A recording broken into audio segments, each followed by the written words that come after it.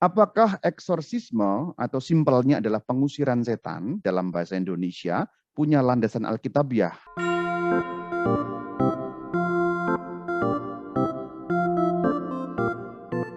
Kita baca dalam Injil Markus pada pasal yang pertama ayat 25 sampai 26. Tetapi Yesus membentaknya, "Diam, keluarlah dari dia." Roh jahat itu mengguncang-guncang orang itu dan sambil menjerit dengan suara nyaring, roh itu keluar dari dia. Jadi ini pengusiran setan, ini eksorsisme yang dilakukan oleh Tuhan kita terdapat dalam Injil Markus. Selanjutnya kita lihat pada Injil Markus pasal yang ketiga ayat 13 sampai 14.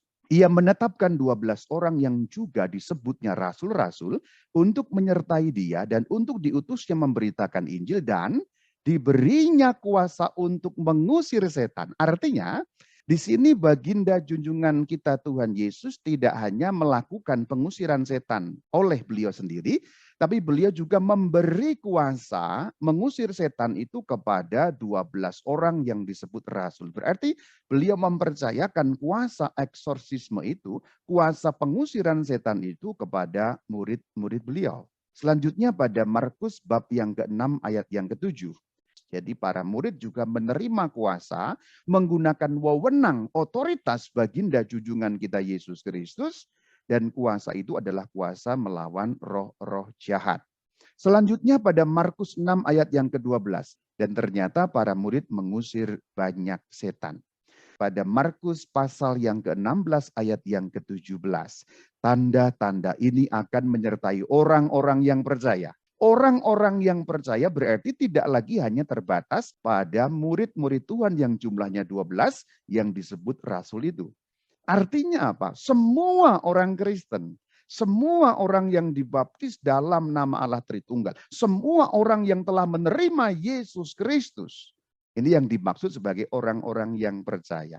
Disertai dengan kuasa pengusiran setan. Artinya sebenarnya landasan-landasan Alkitab kalau kita melihat bahkan dari Injil Markus saja sudah jelas. Kuasanya dari Tuhan Yesus. Kemudian diberikan kepada para rasul sebagai fondasi gereja. Akhirnya tidak hanya berhenti pada para rasul, akhirnya diberikan kepada semua orang yang percaya. Jadi sebenarnya saudara-saudari mesti memiliki iman yang kuat bahwa dalam nama Yesus Kristus Anda bisa mengusir setan. Anda percaya kepada Yesus, percaya Rama, berarti Anda punya kuasa untuk mengusir setan. Tapi memang kuasa itu bukan berasal dari Anda sendiri, tapi kuasa itu diterima karena baptisan, yaitu kuasa junjungan kita, sembahan kita, Raja kita, Baginda Yesus Kristus, Sang Penyelamat kita.